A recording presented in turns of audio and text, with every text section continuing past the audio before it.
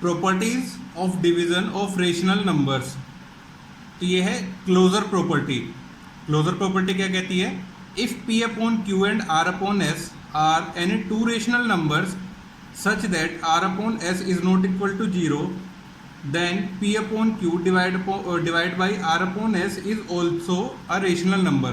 तो देखिए ये कह रहा है कि P अपॉन Q और R अपॉन S कोई दो रेशनल नंबर हैं, और यहाँ पर ये कंडीशन देता है कि R upon S not equal to 0, ये कभी भी 0 नहीं होगा, क्योंकि हम जानते हैं कि किसी भी रेशनल नंबर को 0 से डिवाइड करेंगे तो रेशनल नंबर नहीं रह जाता है।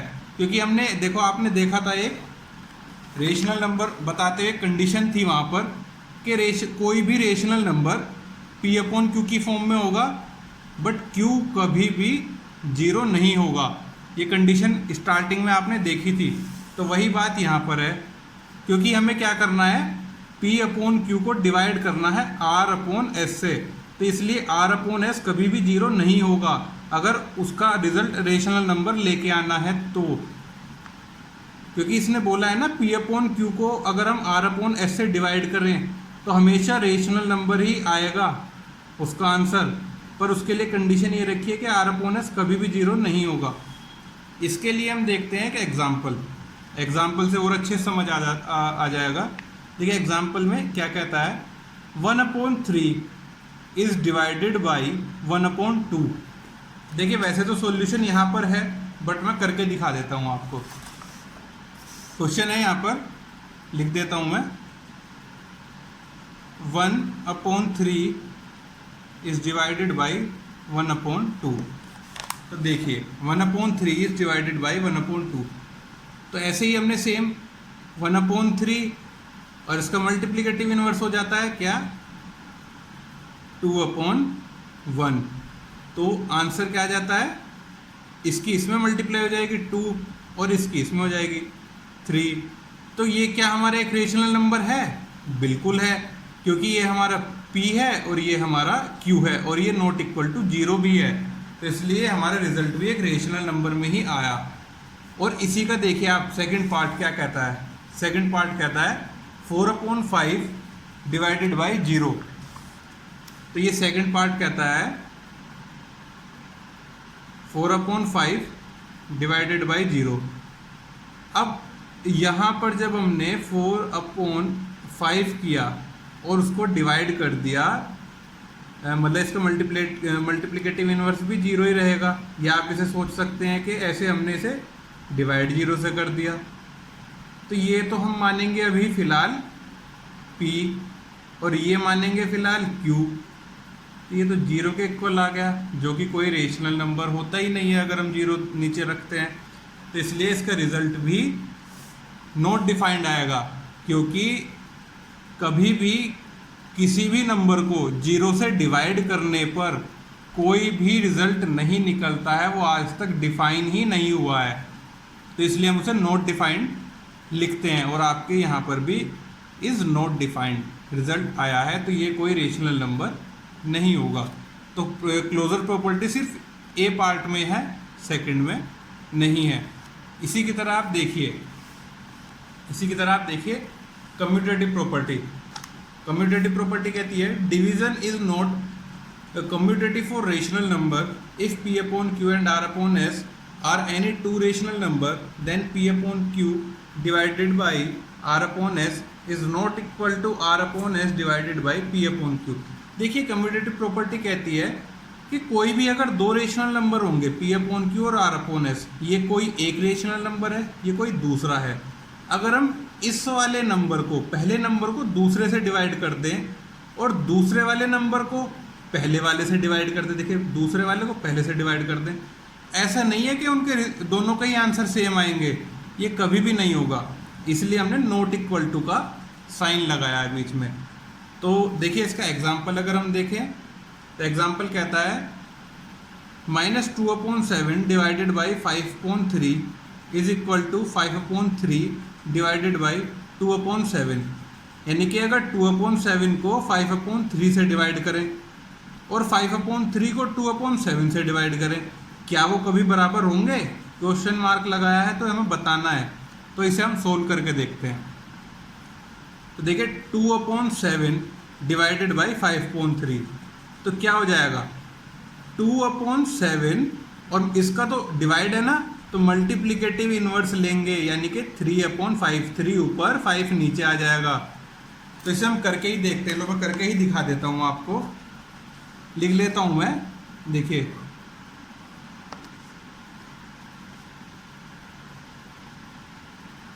-2/7 डिवाइडेड बाई 5/3, तो ये क्या आएगा, देखिए -2/7, और इसका हम डिवाइड का साइन हटा के मल्टीप्लाई का लगाते हैं, और इसका मल्टीप्लिकेटिव इनवर्स लिखते हैं, यानी कि 5/3 का लिख देंगे हम 3/5। तो क्या आंसर आएगा, हमें सबको पता है 3 2 जा 6 और 5 7 जा 35, क्या यही आया है -6/35। ये तो आ गया हमारा इस साइड का आंसर LHS का, तो इसे हम लिख सकते हैं LHS। अब राइट हैंड साइड वाली देखते हैं, इसे हम लिखेंगे RHS।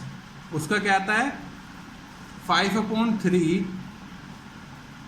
डिवाइडेड बाई -2/7, तो हम इसे लिखेंगे 5/3, ठीक है, और डिवाइड का साइन हटा के मल्टीप्लाई का, और इसका मल्टीप्लिकेटिव इनवर्स 7/-2, तो क्या आंसर आएगा 5 7 जा 35 और 2 3 जा -6।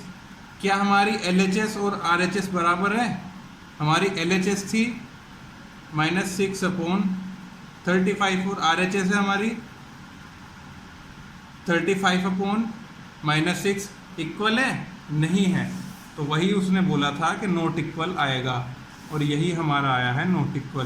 तो इसलिए हमें पता चल गया कि कम्यूटेटिव प्रॉपर्टी कहती है कि डिवीज़न इज नॉट कम्यूटेटिव, कि अगर हम पहली को दूसरे से डिवाइड कर दें और दूसरी को पहले से कर दें तो हमारे कभी भी आंसर सेम नहीं आएंगे। ये हमारी सेकंड प्रॉपर्टी हो गई।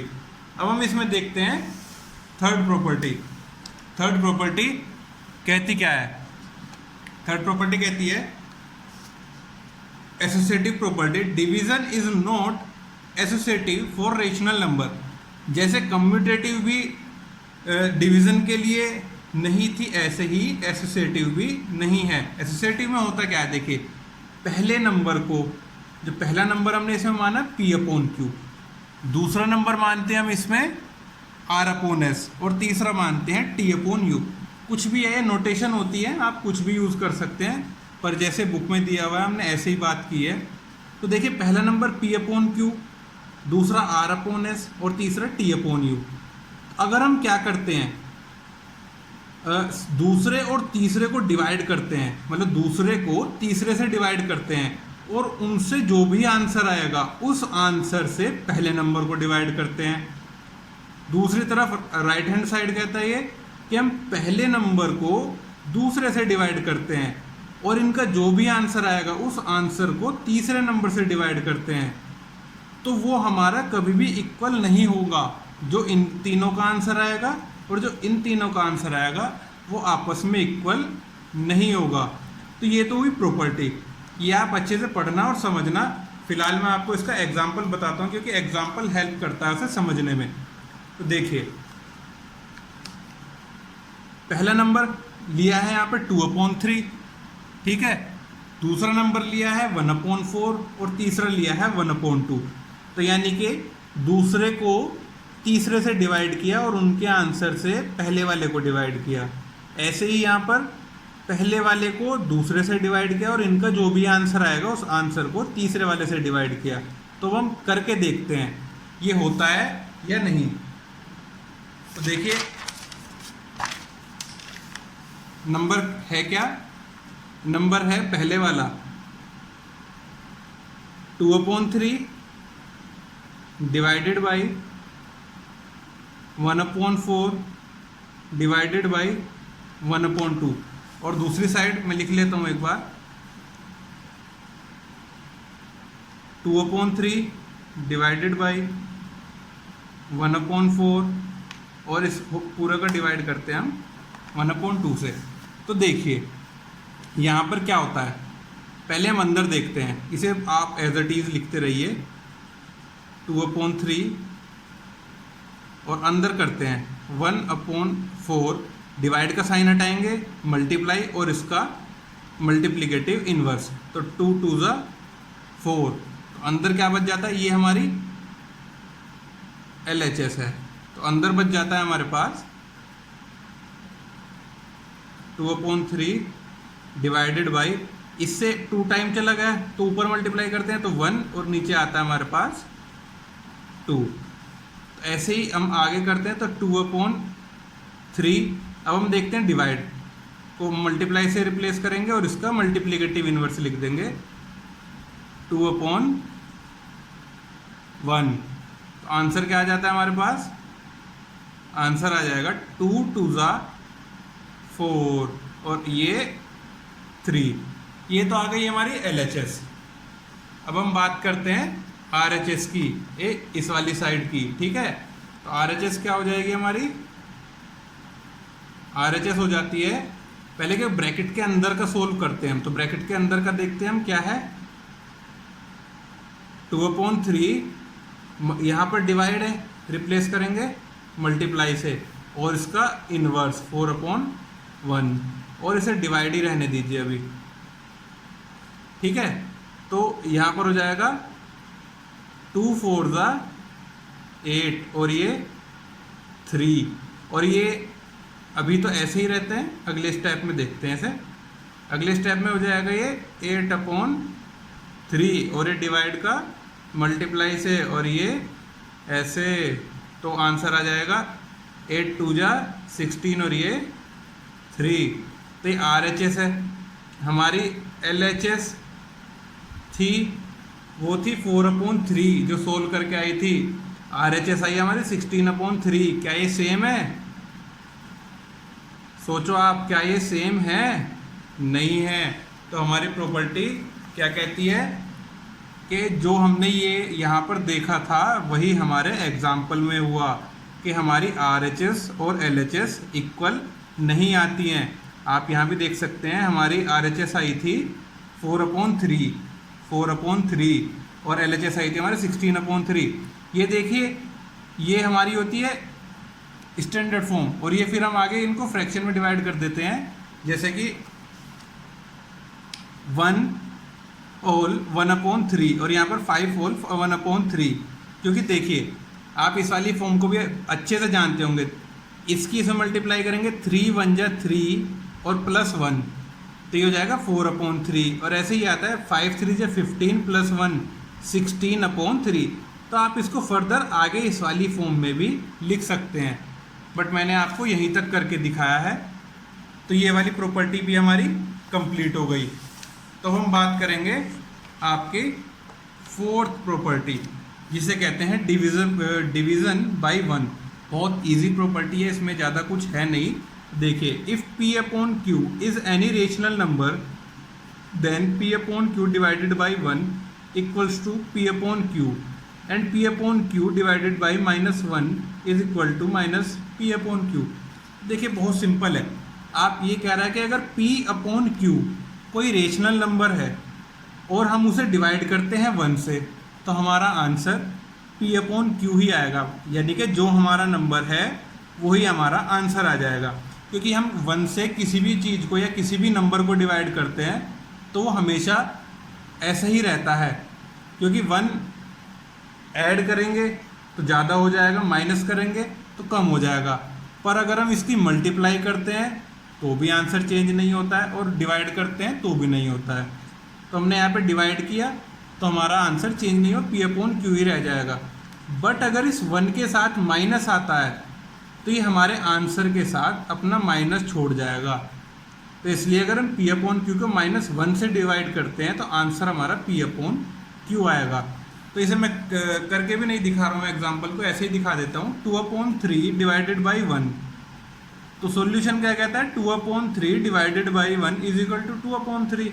इसमें कुछ सोचने वाली बात ही नहीं है। अगर आप देखेंगे तो सॉल्यूशन खोल के भी किया हुआ है, 2/3 डिवाइड के साइन को रिप्लेस किया इनटू से, मल्टीप्लाई से, और 1 का लिखा हमने मल्टीप्लिकेटिव इनवर्स 1/1।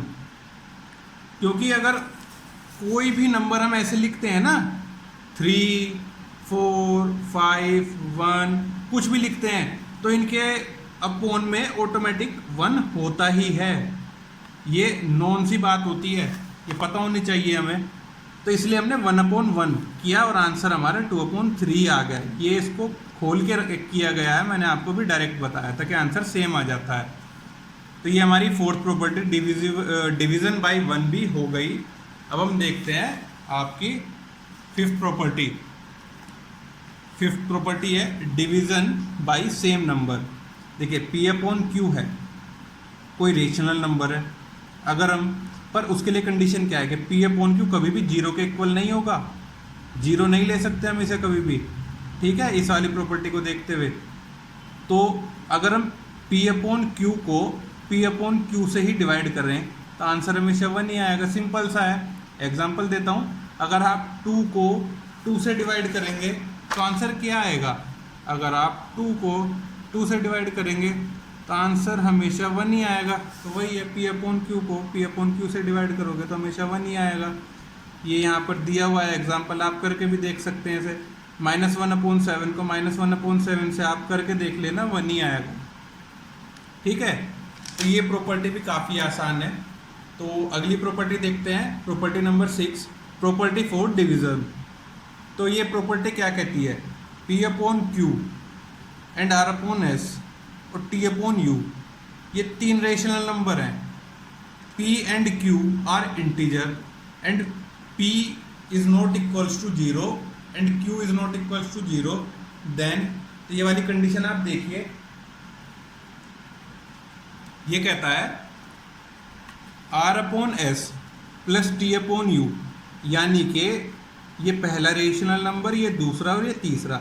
अगर हम दूसरे रेशनल नंबर और तीसरे रेशनल नंबर को प्लस करते हैं और उसे डिवाइड करते हैं पहले वाले रेशनल नंबर से, और इक्वल्स टू में दूसरे वाले रेशनल नंबर को पहले वाले रेशनल नंबर यानी कि P/Q से डिवाइड कर दें, फिर प्लस करें तीसरे वाले रेशनल नंबर को पहले वाले रेशनल नंबर से डिवाइड करके, तो आंसर सेम आता है। ऐसे ही इसने लिखा है, देखिए इन दोनों को प्लस करके इससे डिवाइड, और इस वाले नंबर को इससे डिवाइड करके और इस वाले को इससे डिवाइड करके इनको प्लस कर दें, तो ये वाली साइड इस वाली साइड के इक्वल आ जाएगी, यानी कि LHS RHS के इक्वल आ जाएगी। ऑल्सो एक और बात कहता है कि अगर हम ये जैसे प्लस किया है हमने, ठीक, यही अगर हम माइनस भी करते हैं, देखिए यहाँ प्लस की जगह माइनस और यहाँ प्लस की जगह माइनस भी करते हैं तो भी दोनों साइड इक्वल आती हैं। तो ये प्रॉपर्टी ये वाली चीज़ शो करती है, पर एग्जाम्पल में हम प्रूव करके देखेंगे क्या ऐसा है। तो देखिए हम देखते हैं, prove that 1/2 + 1/3 divided by 1/6 equals to 1/2 divide by 1/6 plus 1/3 divide by 1/6। हमें प्रूव करना है, प्रूव दैट, ये प्रूव करना है कि दोनों साइड इक्वल हैं।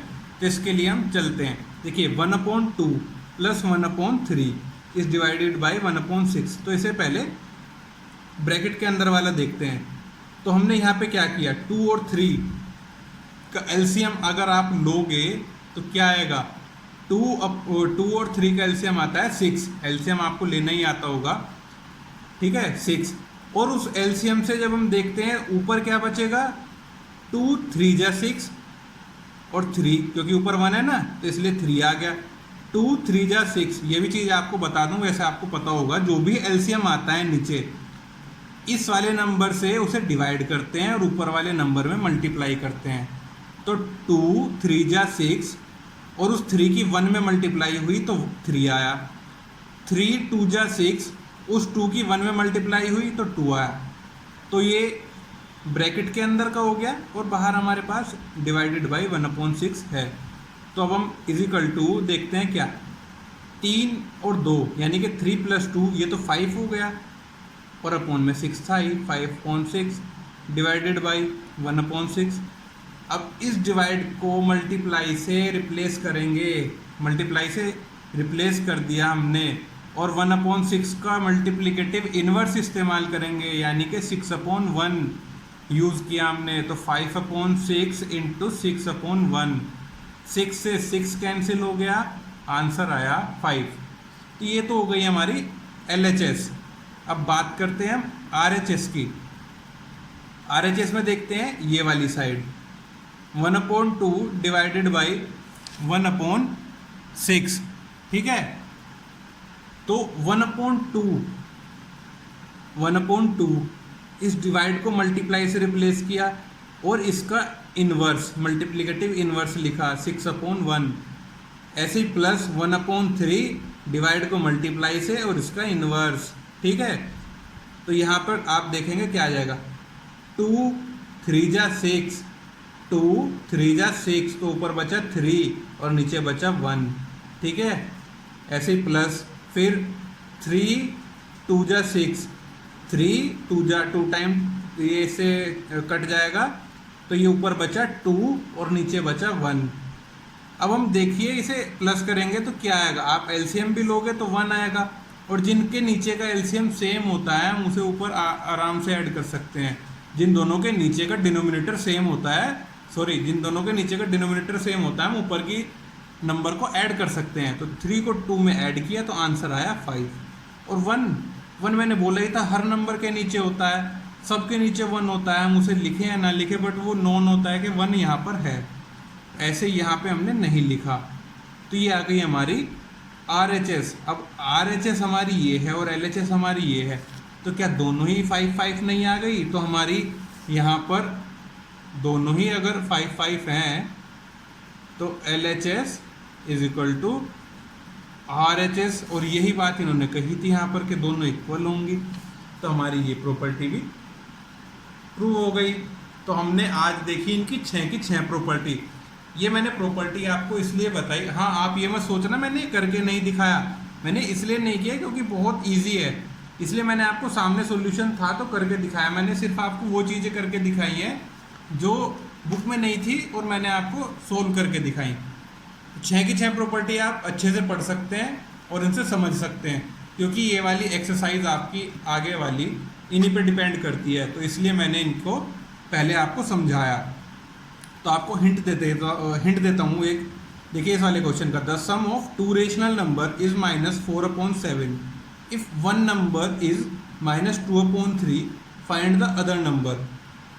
तो ये कह रहा है कि कोई भी 2 रेशनल नंबर है, आप कोई भी मान लीजिए A है B है, ठीक है, उसमें से उन A प्लस B का सम, यानी कि अगर आप देखेंगे A प्लस B, मैं A प्लस B इसलिए लिख रहा हूँ, मैं यहाँ पर P/Q प्लस R/S भी मान सकता था, बट वो बुक में है, मैं आपको थोड़ा इजी समझाने के लिए ये चीज़ बोल रहा हूँ बस। तो उसमें से कहता है कि उन दोनों का सम, यानी कि A प्लस B का सम है -4/7, और कह देता है कि उनमें से if one of the number is -2/3, उनमें से कोई एक नंबर -2/3 है, मैं मान लेता हूँ ये है, ये मैं मान लेता हूँ ये, आपकी मर्जी, आप कोई भी मानिए। मैं अगर इसको मानता हूँ -2/3, तो मैं इसकी जगह लिखता हूँ -2/3 plus B is equals to -4/7, और वो पूछ क्या रहा है, फाइंड द अदर नंबर, यानी कि ये वाला नंबर क्या है। सिंपल है, बचा ही क्या है इसमें, B है -4/7। आप इस चीज़ को इक्वल्स टू के उधर लेके जा सकते हैं, बिल्कुल लेके जा सकते हैं, बट उधर जाके इनके साइन चेंज हो जाते हैं। ये देखिए इधर माइनस का है, ठीक है, उधर जाके हो जाएगा ये प्लस का, तो इसलिए +2/3, क्योंकि हम जब भी इक्वल्स टू के इधर लेके जाते हैं कोई चीज़ तो उसके साइन चेंज करके ले जाते हैं। तो अब मुझे नहीं लगता इसमें सोल्व करने को कुछ रह गया है, ये आप कर लेना। ऐसे ही आपको पूरी एक्सरसाइज करनी है, कोई इसमें ज़्यादा हार्ड क्वेश्चन नहीं है।